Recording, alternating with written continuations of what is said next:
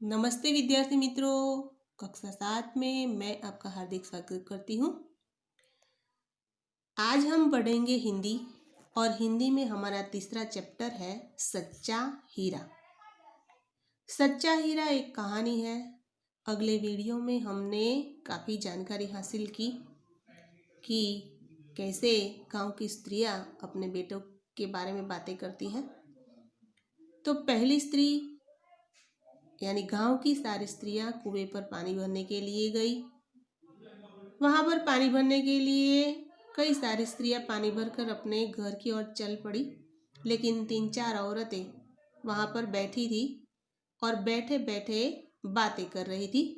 बातें करते करते बात पहुंची अपने बेटे पर। पहली स्त्री ने अपने बेटे की प्रशंसा करते हुए कहा कि मेरा जो बेटा है उसका कंठ बहुत मधुर है। उसके गीत को सुनकर मैना और कोयल चुप हो जाती है। पहली औरत की बात सुनकर दूसरी औरत भी बोलने लगी, कहने लगी कि मेरे बेटे की बराबरी कोई नहीं कर सकता। वो तो साक्षात यानी आधुनिक युग का भीम है। बहुत शक्तिशाली है और ताकतवर भी है। दूसरी स्त्री और पहली स्त्री दोनों की बातें सुनकर तीसरी स्त्री भी कहने लगी कि मेरा जो बेटा है वो साक्षात बृहस्पति का अवतार है। वो एक बार पढ़ लेता है तो उसे सब कुछ याद रह जाता है। इस तरह तीनों स्त्रियां बातें कर रही थी अपने बेटे के बारे में, लेकिन चौथी जो स्त्री थी वो चुप थी। तो तीनों स्त्रियां चौथी स्त्री से कहने लगी कि क्यों बहन, तुम अपने बेटे के बारे में तो कुछ बताओ। तब चौथी स्त्री कहने लगी कि न तो मेरा बेटा गांधर्व सा अवतार है, न भीम सा बलवान है और न ही बृहस्पति का अवतार है। मेरा बेटा तो सीधा साधा एक मामूली बच्चा है। तो इस तरह चौथी स्त्री कहती है।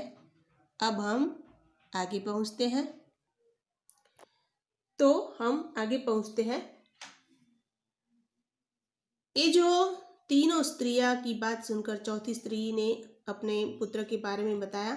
अब आगे कुछ समय बाद जब से सब घड़े सिर पर रख कर लौटने लगी, यानी चारों स्त्रियां कुछ समय बाद अपने घड़े अपने सर पर रख कर लौटने लगी, तभी किसी गीत का मधुर स्वर सुनाई पड़ा। तभी रास्ते में कोई गीत गाता हुआ सामने से आता दिखाई दिया।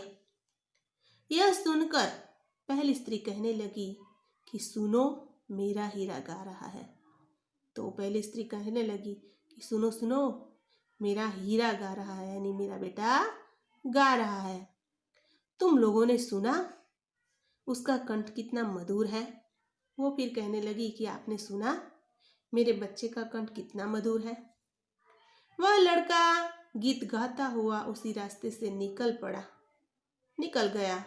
उन्होंने अपनी माँ की ओर कोई ध्यान ही नहीं दिया। तो पहली स्त्री का जो बेटा है वो गाता हुआ इधर रास्ते से माँ के सामने से निकला, लेकिन माँ की ओर भी उन्होंने ध्यान नहीं दिया। इतने में दूसरी स्त्री का बेटा इधर से आता हुआ दिखाई दिया। इतने में दूसरी स्त्री का जो बेटा है वो उधर से जाता है। दूसरी स्त्री उसे देखकर गर्व से बोली, बेटे को देखकर दूसरी स्त्री गर्व से बोली, देखो वह मेरा लाडला बेटा आ रहा है। कहने लगी कि देखो देखो, वह मेरा लाडला बेटा है। शक्ति और सामर्थ्य में उसकी बराबरी कौन कर सकता है। शक्ति और सामर्थ्य में उसकी बराबरी कोई नहीं कर सकता।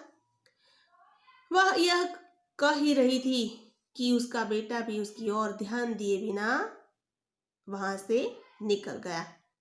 तो दूसरा जो बेटा था, दूसरी स्त्री का जो पुत्र था, वो भी अपनी माँ के सामने से निकला, लेकिन माँ के सामने देखे बिना ही वहां से मानो उसके साथ कोई रिश्ता ही न हो, इसी तरह सामने से निकल गया। कुछ देर वो औरतें आगे पहुंची, तभी एकाएक तीसरी स्त्री का बेटा उधर से संस्कृत के श्लोकों का पठन करता हुआ निकला। तीसरी स्त्री का बेटा भी संस्कृत का पठन करता हुआ वहां से निकला। उसके उच्चारण से ऐसा लग रहा था मानो उसके कंठ में साक्षात सरस्वती विराजमान हो। तो ये जो स्त्री थी, तीसरी स्त्री, उसका बेटा भी वहां से निकला और वो संस्कृत का पठन करता हुआ निकल रहा था और ऐसा लग रहा था कि मानो उसके कंठ में, उसके उसके गले में सरस्वती विराजमान हो। इस तरह वो संस्कृत का पठन करता हुआ निकला। तीसरी स्त्री ने गदगद स्वर में कहा। तीसरी जो स्त्री थी, वो स्त्री ने जैसे ही अपने बेटे को देखा तो वो गदगद हो गई और कहने लगी, देखो यही है मेरी गोद का हीरा। और कहने लगी, देखो देखो यही मेरी गोद का हीरा है। इसे कौन बृहस्पति का अवतार नहीं कहेगा। यानी इतना अच्छा संस्कृत का पठन करता है, सब उसे याद रह जाता है। वो साक्षात बृहस्पति का अवतार है, इसे कौन बृहस्पति का अवतार नहीं कहेगा। परंतु उस बेटे ने भी मां की ओर देखे बिना ही आगे बढ़ गया। तो तीनों स्त्रियां अपने बेटे की तारीफ कर रही थी, लेकिन वो सब स्त्रियां जब अपने सर पर इतना सारा पानी लेकर घर की ओर जा रही थी, उनके बेटे उनके सामने से निकले, लेकिन उन्होंने माँ की ओर भी न देखा और माँ से कुछ न कहा कि लाओ माँ, मैं तुम्हारा पानी घर तक पहुंचा दूं, ऐसी बात भी न कही। अब वो स्त्रियां आगे बढ़ ही रही थी, तभी चौथी स्त्री का बेटा उधर से अचानक निकल गया। वह अभी थोड़ी ही दूर गया था कि चौथी स्त्री का बेटा वहां से अचानक उधर से आ निकला। यह देखकर चौथी स्त्री कहने लगी, वह देखने में चौथी स्त्री कहने लगी कि यही है मेरा लाल। और चौथी स्त्री का बेटा देखने में बहुत ही सीधा साधा था, एकदम सरल प्रकृति का। प्रकृति का मतलब है स्वभाव, बराबर। तो एकदम सरल प्रकृति के स्वभाव का वो सीधा साधा बेटा था। उसे देखकर चौथी स्त्री कहने लगी कि बहन, यही है मेरा लाल। ये दृश्य आप देख रहे हैं, ये 4 औरतें हैं, पीछे वृद्धा है, एक कुआं है और ये है चौथी स्त्री का बेटा है। एकदम सीधा साधा और सरल प्रकृति का ये उसका बेटा है, चौथी स्त्री का। फिर ये जो चौथी स्त्री कहने लगी कि देखो मेरा यही लाल है। चौथी स्त्री उसके बारे में बता ही रही थी कि उसका बेटा पास पहुंचा। चौथी स्त्री कहने लगी कि देखो ये मेरा बेटा है, बात ही कर रही थी। तभी चौथी स्त्री का बेटा जो था वो अपनी माँ के पास पहुंच गया और कहने लगा अपनी माँ से कि कहने लगा कि लाओ माँ, मैं तुम्हारा घड़ा पहुंचा दूं। तो यहाँ पर चौथी जो स्त्री थी अपने पुत्र के बारे में बता ही रही थी। इतने में उसका जो बेटा था वो पास आ पहुंचा। अपनी माँ को देखकर वह रुक गया और बोला कि माँ, लाओ मैं तुम्हारा घड़ा पहुंचा दूं। तो यहाँ पर 3 जो बेटे थे, वो बेटे भले ही उनके कर्म यानी गुण में, बुद्धि में बहुत थे, ताकतवर भी थे, लेकिन उनमें आवड़त न थी। यानी अपनी माँ का दर्द वो लोग नहीं समझ पाए। और चौथा जो बेटा है वो अपनी माँ का दर्द समझ गया कि माँ इतने दूर से पानी लेकर आती है, इतना सारा घर का काम करती है और पानी लेकर आती है तो थक गई होगी, उसे मैं मदद करूं। इस तरह मदद के तौर पर वो क्या करने लगा, उसे ये जो पानी का घड़ा है वो घर तक पहुंचाने की बात कर रहा था। माँ उसे मना करती है, मना करने पर भी माँ ने उसे मना कर दिया कि नहीं बेटा, मैं पानी घर ले जाऊंगा। मना करने पर भी उसने माँ के सिर से पानी से भरा हुआ घड़ा उतार कर अपने सिर पर रखा और घर की ओर चल पड़ा। तो माँ उसे मना करती है कि नहीं बेटा, रहने दो, मैं घर पर पानी मैं ले जाऊंगी। लेकिन माँ के मना करने पर भी बेटा क्या करता है, माँ के सर से घड़ा ले लेता है और उसे घर की ओर चल पड़ता है। तो यहाँ पर ये जो चौथा बेटा है, न उसे शर्म है, सिर्फ वो अपनी माँ को मदद करना चाहता है, माँ का दर्द समझता है और उसे मदद करता है। उसे शर्म भी नहीं आती कि मैं पानी का घड़ा लेकर सर पर लेकर जाऊंगा और लोग मुझे देखेंगे। लेकिन वो अपना कर्म ही समझता था, माँ के दुख का भागीदार बनना चाहता था वो। तो विद्यार्थी मित्रों, मैं आपको ये बात बताना चाहती हूँ कि आप भी अपने माँ बाप की मदद करें। विदेश में तो बच्चे क्या करते हैं, अपनी पढ़ाई खुद करते हैं, यानी खुद कमाते हैं और पढ़ाई करते हैं। आप यहाँ पर ऐसा न करें, लेकिन ऐसा न कर सकते हैं, लेकिन इतना तो कर सकते हैं कि अपना काम खुद करें। जैसे आप स्कूल से आते हैं तो दफ्तर अपना सही जगह पर रखें, अपने जो शूज़ यानी जो मोजे हैं यानी चप्पल जो है उसे भी सही जगह पर रखें। दफ्तर में से नाश्ते का जो डब्बा है, वाटर बैग है, अपने जो कपड़े हैं पहने हुए उसे अपनी जगह पर रखें। अगर घर में कोई बीमार है तो उसे मदद करें। अगर रास्ते से आप जा रहे हैं और रास्ते में कोई ऐसा वृद्ध मिले जिसे जाने में तकलीफ हो तो उसे भी मदद करें। तो ये क्या है, एक मानवता का काम है। पैसे तो बहुत कमा लेते हैं, लेकिन मानवता का काम करना एक अच्छी बात है। मैं एक उदाहरण देती हूँ कि मानो कोई डॉक्टर है, गोल्ड मेडलिस्ट, लेकिन उनमें बोलने की तमीज न हो, यानी दर्दी के साथ कैसे पेश आना है, दर्दी के साथ कैसे बातें करनी है, उसे उसके साथ कैसा बर्ताव करना है। अगर उसे ऐसा न आता हो तो भले ही डॉक्टर गोल्ड मेडलिस्ट क्यों न हो, लेकिन उसकी डॉक्टरी नहीं चलेगी, बराबर। तो यहाँ पर कर्म, ज्ञान के साथ कर्म भी महत्वपूर्ण है। ज्ञान हो लेकिन उसका सही तरह से उपयोग करना एक अच्छी बात है। सही तरह से उपयोग करना भी आना चाहिए। बच्चे, एक और भी बातें हैं कि मानो कि आप लड़के हैं तो घर का काम नहीं कर सकते, ऐसा नहीं है। आप घर में सफाई भी कर सकते हैं, अपनी माँ को मदद कर सकते हैं, बराबर, और अपना काम भी खुद कर सकते हैं। तो यहाँ पर जो 3 बेटे थे, भले पहले बेटे के पास कंठ बहुत मधुर था, लेकिन उन्होंने अपने माँ की फिक्र नहीं की। ऐसा नहीं सोचा कि मेरे माँ सारे घर का काम करती है और फिर वो जो है वो पानी लेकर आती है तो थक गई होगी। दूसरी स्त्री का जो बेटा था वो भी भीम सा अवतार था, भीम जैसा था, लेकिन उन्होंने भी अपनी माँ की मदद न की।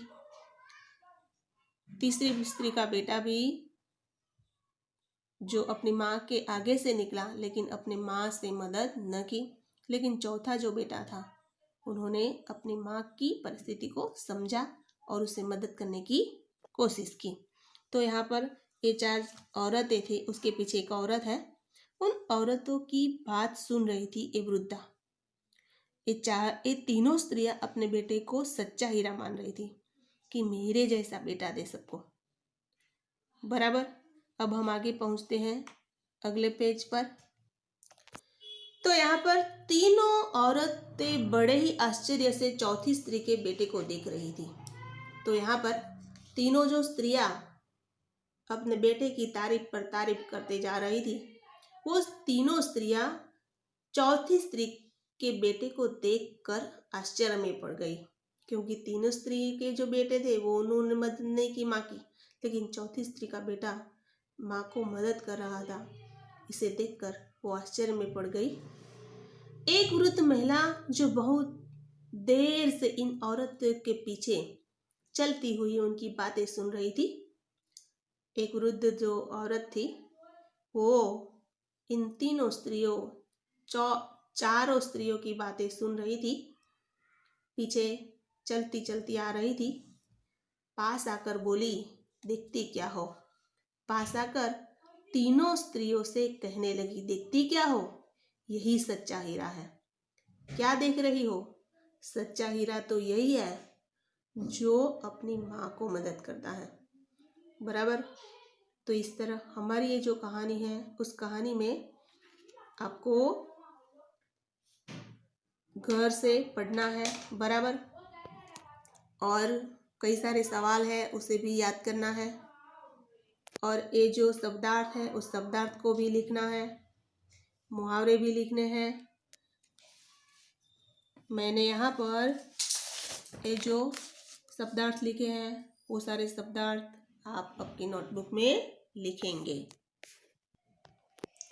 ये जो कहानी है, ये कहानी भी आपको आपकी निबंध की नोट में लिखनी है। राजा का बीमार पड़ना। सबसे पहले कहानी लिखते वक्त ये ध्यान में रखें कि सबसे पहले जो मुद्दे हैं वो लिखें। मुद्दे लिखने के बाद शीर्षक क्या लिखेंगे, ऊपर आगे कहानी लेखन। बराबर। और फिर ये सारे मुद्दे लिखेंगे और फिर शीर्षक लिखना और फिर सारी कहानी, और अंत में सीख लिखना मत भूलना। बराबर। तो यहाँ पर कहानी है राजा का बीमार पड़ना, वैद्य की असफलता, किसी अनुभवी बुढ़े की सलाह लेना, किसी सुखी मनुष्य का कुर्ता पहनने की सलाह, राजा का कुर्ता खोजने जाना, मेहनती किसान को देखना और सुख का राज समझना। तो ये मुद्दे आप अपनी नोटबुक में लिखेंगे और फिर लिखेंगे कहानी। तो कहानी मैं आपको बता देती हूँ कि एक था राजा के पास बहुत धन दौलत थी। उन्होंने काफ़ी जो नगर, बड़ा नगर था, काफ़ी उन्होंने गांव हासिल कर लिए थे लड़ाई में। एक बार राजा बीमार पड़ा और इतना बीमार पड़े राजा जी, कई सारे वैद्य को बुलाए, अस्पताल ले गए, लेकिन वो सब बेकार हुआ। वैद्य जो थे सब असफल हुए, यानी कि राजा की जो बीमारी थी वो बीमारी खत्म न हुई, राजा बीमार ही रहे। तभी एक अनुभवी बूढ़ा राजा के पास आया और सलाह देने लगा। बूढ़े ने सलाह दी कि किसी सुखी मनुष्य का कुर्ता पहनो, यानी कोई सुखी मनुष्य है उसका कुर्ता पहनो। राजा ने सारे गांव में ढिंढोरा पिटवाया कि ऐसा कोई व्यक्ति है जो सुखी है। वैसे आप किसी को कोई पूछे कि आप सुखी है, तो कोई न कोई व्यक्ति आपको कहेगा कि नहीं, कुछ न कुछ तो तकलीफ है। अगर पैसा है तो धन दौलत नहीं है, अरे पैसा है तो शरीर से दुखी है, और शरीर मजबूत है तो पैसा नहीं है, यानी कोई न कोई परेशानी तो मनुष्य के जीवन में है। यहाँ पर बूढ़े ने सलाह दी कि किसी सुखी मनुष्य का कुर्ता पहनो। राजा ने ऐसे मनुष्य की खोज की। तब उन्हें एक मेहनती किसान दिखाई दिया। एक मेहनती किसान से पूछा गया कि आप सुखी हैं? तो उन्होंने कहा कि मैं बेशक सुखी हूँ, और उन्होंने सुख का राज बताया। क्या राज बताया? कि परिश्रम करो, मेहनत करो। अगर आप परिश्रम करोगे तो अवश्य ही आपको कोई बीमारी नहीं होगी। इस तरह किसान ने राजा को ये बात बताई। तो इस तरह आपको मैंने तो ये ऊपर छल्ली कहानी बताई। आप अच्छी तरह से इसे और भी अंदर रख सकते हैं बराबर। अब हम अगले वीडियो में मिलेंगे, तब तक के लिए नमस्ते।